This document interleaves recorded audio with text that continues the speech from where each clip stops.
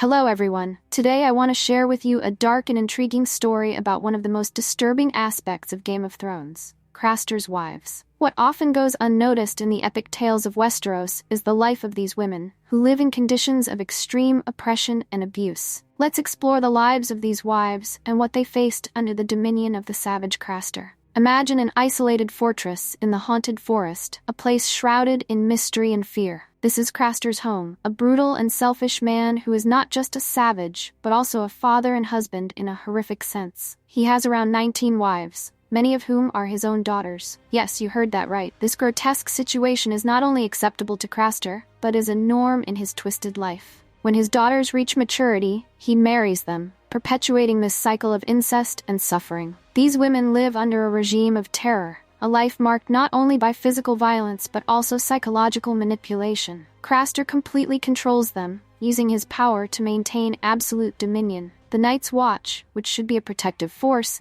is forced to tolerate this situation, since Craster is one of the few who offers shelter and information about the dangers lurking beyond the wall. One of the most well-known wives is Gilly. I can't help but feel a heavy heart thinking about her story. She manages to escape with samwell after Craster's death, and her escape is one of the rare lights amidst the darkness. Gilly represents the struggle for freedom and the pursuit of a better future, even when everything seems lost. Her strength and courage in seeking a life outside the fortress are inspiring. What could happen to these women if they united and fought against their oppressor? It's a question that echoes in the mind. But what about Craster's other wives? Morag, the eldest, and Sissy, the young girl known for her bravery in confronting Carl Tanner, are just a few who lived under the same roof of pain and despair. Craster's vicious cycle is fueled by fear and conformity, and even when there are opportunities for resistance, these women feel incapable of acting. Jeor Mormont, the leader of the Night's Watch,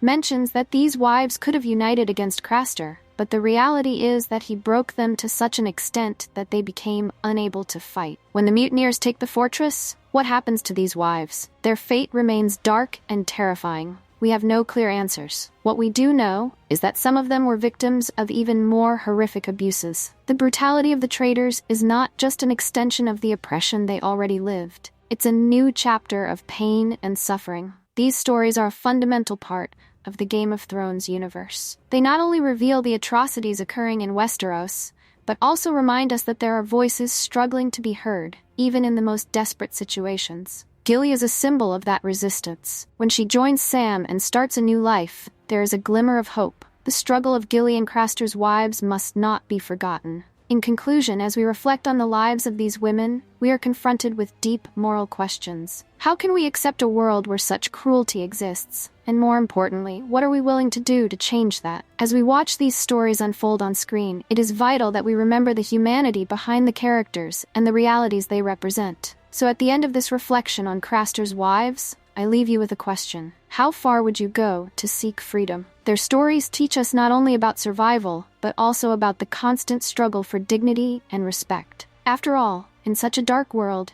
it's hope that keeps us alive. What would you do if you were in their place? This is a question that can resonate far beyond the screens of Game of Thrones. Thank you for watching, and see you next time.